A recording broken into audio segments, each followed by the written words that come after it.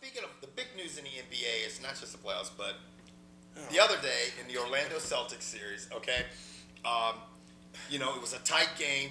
Big Baby gets the ball, fades back, booyah, sinks one, wins the game, goes running down the sideline like as if there was a box of donuts at the end, and it was a free giveaway.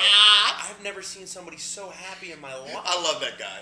Knocks the referee out of the way. There's this little kid going, right. Smacks the kid and is like, right. And just carried on. Now, the big thing is this kid's parent, right, is saying Big Baby should issue an apology. What is your stance on this? Get your kid off the court. The fucking court. I mean, your kid's on the court. Be happy your kid got touched by an NBA player. Do you know what I would have done? I'd be like, I'm not washing my face. Right, exactly. And that's the thing is, if it was Dwight Howard that ran into the kid, Kevin Garnett, Ray Allen, they would have taken his fucking. They said they would have taken the kid's shirt and been selling that shit on eBay. Right.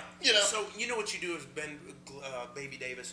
Take your jersey, autograph it, and give it to the kid. Sign a ball, do something. I mean, come on. That's the society we live in. Yeah. First off, what 8-year-old deserves, in my opinion, front row seats to a playoff game? Exactly. The kid sitting on the court 8 or 9. You think that kid can appreciate it? Right. Send the ticket to me or Kevin. That shit comes with the fucking front row seat. You might get fucking freight trained by a motherfucker named Big Baby.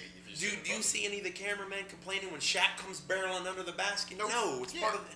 Stop fucking crying, man. That's the society we live in. It's something your kid can talk about for the next 20 fucking years. He owes me an apology because he touched my child. He wasn't on the playground putting him in a van, was he? No. Stop crying. This shit is fucking ridiculous. Really bad. And do you hear a thing about Big Baby? That kid's quite a story, man. Have you ever heard him talk and stuff like this stuff? He's very well spoken. His mom had a battle with drugs, prostitution. I mean, he went through a lot of shit and a lot of adversity, man. And then they were talking, interviewing Shaq, because Shaq was his idol.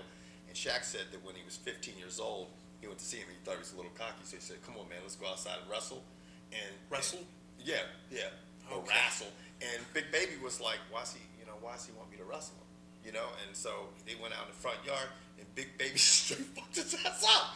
Shaq was like, man, he threw me down and pinned me, and I couldn't get up. And he goes, I'm like, this kid's for real. And Big Baby's like, yeah, man, I just thought Shaq couldn't do anything, man. That motherfucker's no joke. Anyway, that's about it for the NBA playoffs.